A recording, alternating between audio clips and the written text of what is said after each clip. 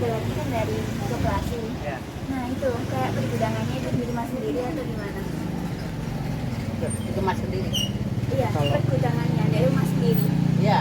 Jadi dari koperasi itu nanti ini. ya, jadi langsung diambil yang mau produksi gitu, tadi aksesnya ke koperasi gitu ya.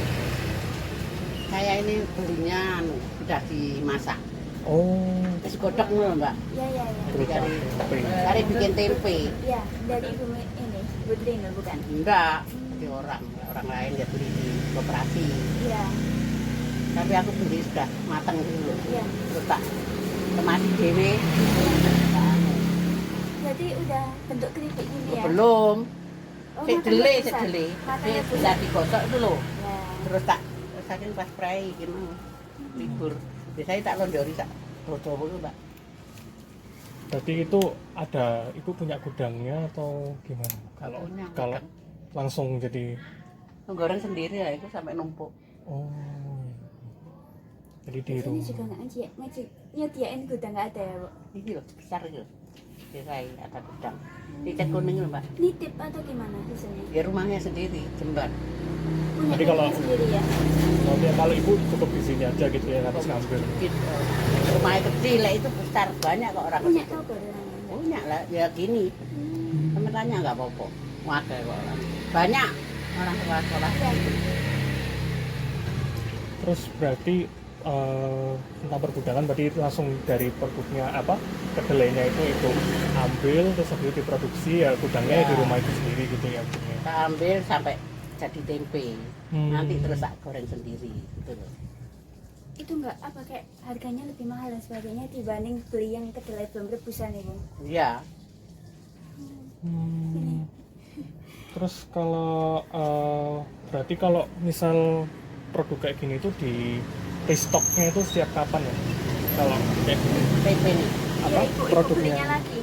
3 hari jadi. Oh, Sekarang beli. Sekarang hari apa ini? hari Jumat. Jumat Minggu yang tadinya Minggu. Iya, Jadi tempe udah jadi tempe. Iya, terus Biasanya beli saya lagi gandul langsung. gini loh. Iya, iya. Gini-gini. Iya, iya. Ini libur ini. Itu kayak terus 3 hari lagi hari itu beli lagi langsung. Atau Terus nunggu ya besoknya? terus. Besoknya beli lagi 2-3 hari lagi. Jadi terus Tapi itu langsung habis, Bu. Pernah nggak habis, Bu? apa nih? Produknya Tempe ini. nih. Iya. Keripik. Iya. Enggak ada numpuk. Tapi ada pesanan juga Ibu nerima. Anu, rudel. Oh iya. Yang pesan rudel. Harganya di sini Tapi gini dong. kan ada bagi hasil. Rudel mahal. Iya, ada bagi hasil kan ya, Ibu? Enggak ya. Kalau- Pulaknya berapa gitu loh. Kalau ngirim ke strudel itu strudelnya yang ngambil ke sini atau ibu yang Kirim. Oh. Ibu ada transportasinya, Ibu atau pesan? Tapi yang kayak gini, uangnya itu enggak cash gitu loh. Ya. Duit bulat. Banyak yang ngirim loh banyak. Iya, Ibu punya itu transportasi khusus buat ngirim. Kayak ada sebagainya. mobil box atau apa enggak ya? Anu, nyewa, Oh, Itu udah kehitung dari sana ya? membayar sendiri. no. Masih tombok Bu, enggak? Hah? Enggak tombok tapi ya? Apa? Tombok minus, enggak Ibu? Rugi. Anu, enggak, apa? Nyewa sendiri 120. Tapi perhitungannya udah bareng sama belinya mereka ya? Enggak, ya sendiri. Oh, enggak rugi. Di luar dari itu ya. Oh. Itu jualnya mau mahal. Ibu enggak rugi, Bu. Teman lihat lah sak ini paling segini ini Ya. 22 apa berapa. Waduh. Tapi ya laris itu. Orang Jakarta. Tapi yang kirim banyak. Ibu ada itu enggak? Dijual kemana aja yang paling jauh? Enggak. Orang lain beli ya bisa bawa ke Jakarta, Kalimantan. Ya. Tapi timbang beli di lancar saya, lancar saya itu di Mandari. Aku yang apa ya? Tapi ada yang enak, ada yang Iya, enak. iya. Ibu yang ngirim ke lancar saya juga. Enggak. Banyak yang kesini. Soalnya Komplit ini Pak. Kemarin beli saya waktu. Iya. tapi soalnya kemarin kan kita dari Putrinil terus sama Putrinil kan diambilkan Ya, satu ya. dari sini. Nah itu kok saya rasa kok enak sih. Enak, betul ini diambilkan di sini. Iya, iya. Kalau kerjanya itu ada yang tengil. Yang bikin enggak banyak. Iya. Setor. Iya, iya. Itu anu bondo apa? Dukuk. Iya, iya. Ibu berarti nggak pernah beli yang langsung dari koperasi ya? Apanya? Yang beli tadi rebusan dari mana? Oh, ada sendiri. Orangnya beli di koperasi, terus nanti aku beli yang sudah direbus. Kalau rumahnya kecil enggak? Nggak Lembang apa-apa, barang direbus apa ya? enggak ada. Anu, Mm-mm. kayak rumah besar enak. Iya. Cukup ini tanya-tanyanya cuma gitu tok. Makasih banyak ya. Makasih ya Bu. Bu. Itu nanti saya Faisal, temennya Lia sekelas. Jadi kami berdua itu ada tugas mata kuliah Iya. itu sekitar 3 mata kuliah yang berkaitan gitu Bu. Yang pertama consumer relation manajemen relasi konsumen, setelah itu manajemen rantai pasok, sama satunya itu Consumer behavior, Iya. kayak bahas kebiasaan. Jadi yang pertama tadi kan consumer relationship, kayak bagaimana UMKM ini ngejaga silaturahmi sama pelanggan biar orang itu beli lagi gitu. Sama consumer behavior itu targetnya kayak semacam pelanggan kita tahu nih, misal sekarang udah bosan sama keripik tempe yang bentuknya gitu-gitu aja, akhirnya ada inovasi-inovasi baru kan untuk menjaga kebiasaan itu biar mereka masih membeli terus. Sama yang terakhir di rantai pasokan itu nanti larinya ke bahan baku.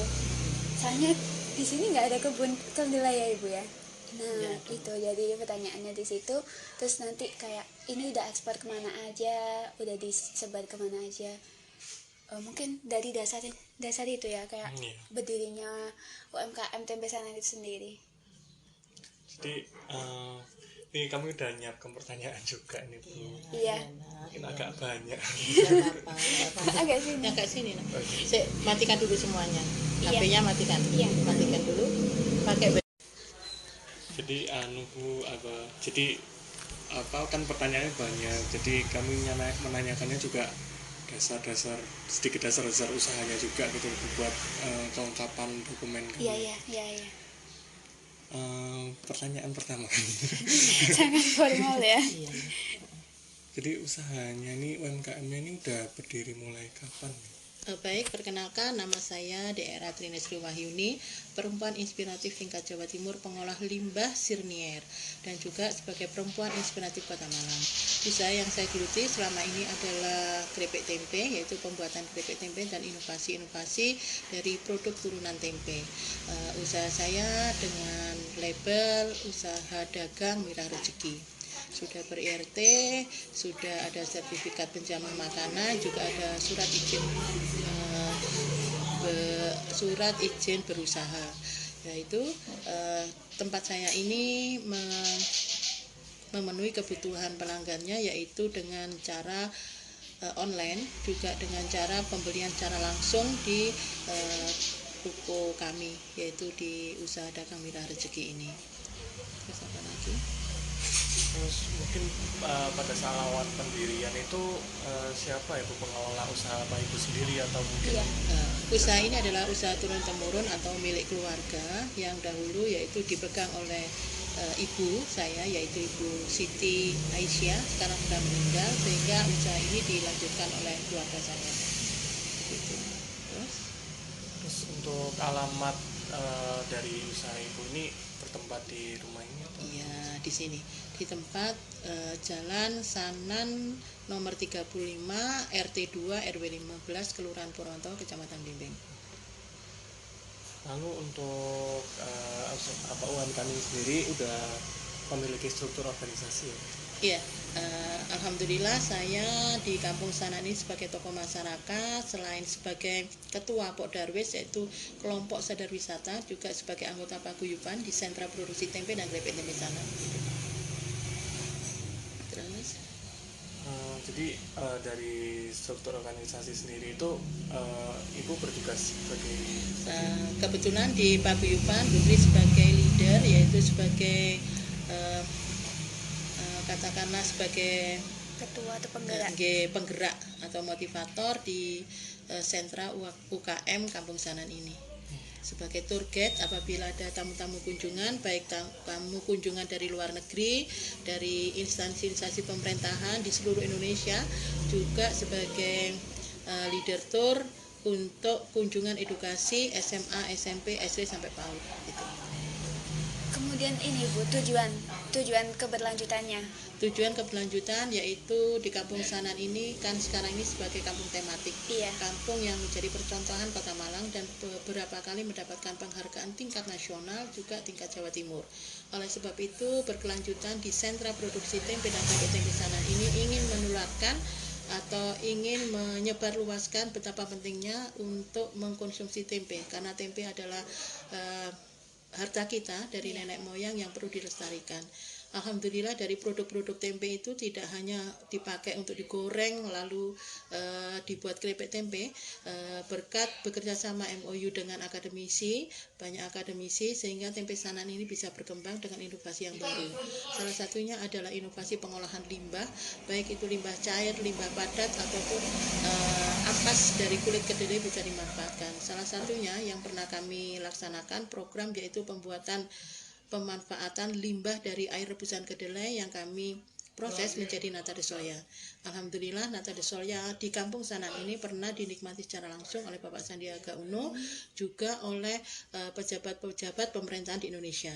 Lalu dari kulit kedelai bekerja sama dengan akademisi yaitu bisa menciptakan olahan-olahan terbaru keturunan dari produk tempe, yaitu dari olahan dari kulit kedelai, salah satunya menjadi olahan brownies, cookies, makaron, juga beberapa macam olahan dari kulit kedelai yang bisa kami sampai saat ini bisa kami perjualbelikan.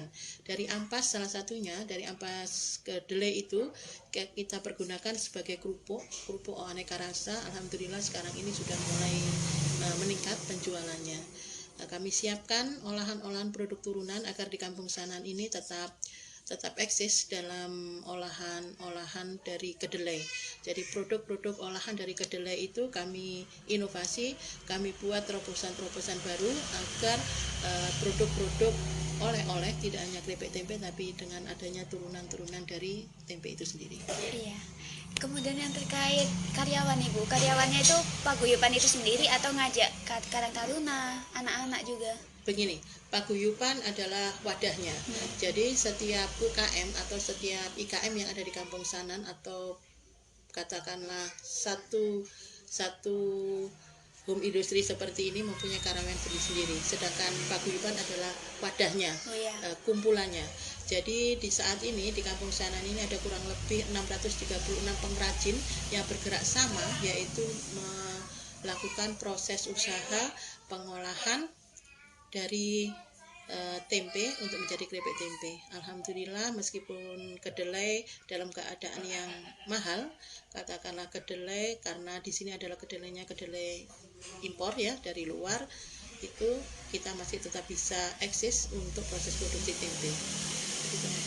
Terkait impor kemudian produksi yang tadi notabene itu harganya mahal, itu tidak mengurangi penghasilan yang didapat ya Ibu? Enggak ya, aman. Secara global memang mengurangi penghasilan. Nah, kami menyiasatinya agar kami tetap berusaha setiap hari, yaitu dengan mengurangi budget untuk pembelanjaan.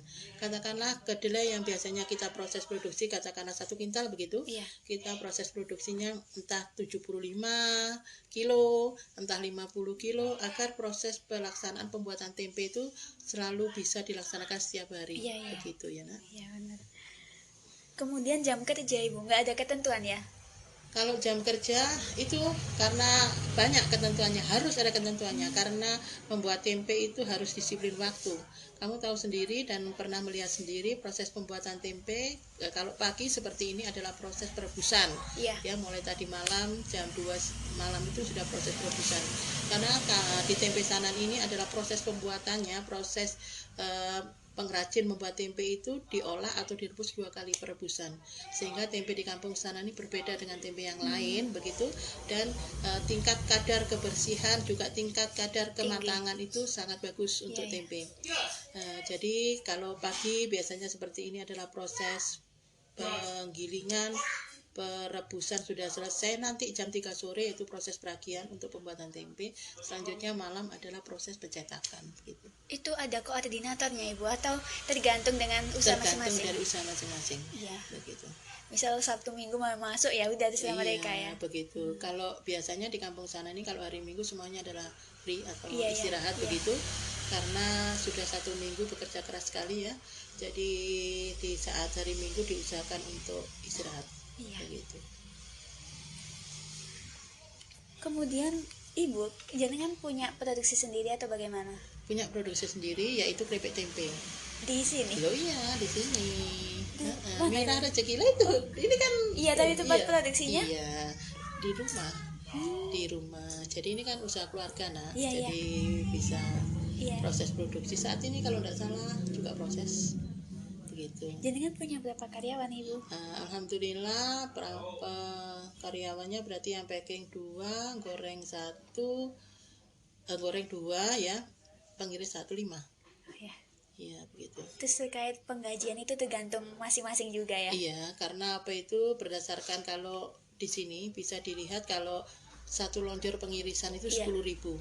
Kalau misalnya di Putri itu proses produksi kan tidak menentu, kadang 5, kadang 10 begitu. Kita kalikan 1 lonjor ya, 1 Iya. meter itu ya. Itu kalau harganya 1 lonjornya 10.000, kalau 5 sudah 50.000. Itu tidak sampai 1 hari. Begitu ya. Terus seperti packingan itu dihargai 1 bungkusnya itu 500. 1 bungkus 500. Iya. Jadi kalau sampai 1 hari biasanya karyawan itu karena bayarannya kan harian nak. Jadi itu bisa mendapatkan 60.000, 70.000 1 hari. Penggorengan itu 100.000 1 hari. Terus apa lagi? Itu biasanya kan tempe ini pemotongannya manual kan? Manual. Ibu nggak kayak nggak tertarik buat nyoba yang alat tinggal dimasukkan dan Ada. Kalau seandainya yang pengiris ini libur atau kan biasanya malam sudah bilang begitu libur Bu, besok kita menggunakan alat mesin. Karena di Kampung Sanan ini semuanya pengrajin masih mengandalkan kearifan lokal, yaitu kalau seandainya kita semuanya memakai mesin, otomatis banyak pekerja pengangguran. Iya. Begitu, padahal harganya juga sama. Iya. Hasilnya, waktunya juga sama. Sebenarnya lebih cepat mesin, tapi kita masih tepo seliro dengan warga supaya dia masih dapat pekerjaan dari hasil tempe itu sendiri. Iya. Begitu nah. Terus apa lagi? Ini Bu, kemarin kan sempat pandemi, itu mempengaruhi penjualan Bu? Betul, pandemi memang sangat mempengaruhi penjualan dan juga kita juga mengalami kerugian yang sangat besar. Karena apa? Contohnya di tempat Bu Sri ini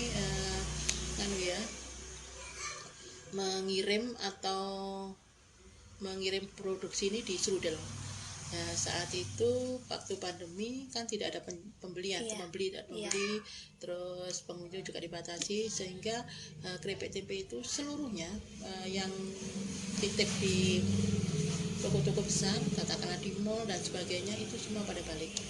Sehingga sampai terkabarkan dulu itu keripik tempe kan tidak bisa dimanfaatkan lagi, itu harus dibakar, dibuang, dikasihkan orang nanti kalau ada yang keracunan lebih berisiko.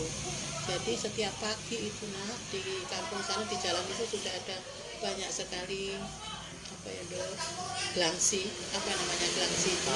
karung itu keripik tempe yang mau siap dibuang loh, atau dibakar. Dan Kampung Sanan adalah kampung yang sangat merugi sekali karena perputaran uang di Kampung Sanan kalau normal itu 2-3 miliar 1 hari perputaran keuangannya. Kedelai yang dibutuhkan untuk melayani 500 lebih pengrajin itu kurang lebih 30-40 ton seperti itu. Jadi kacau kan? Kacau semuanya. Jadi alternatifnya sampai saat ini masih dikondisikan. Pengrajin ini masih didata lagi karena banyak pengrajin tempe yang beralih profesi karena keadaan pandemi kemarin itu.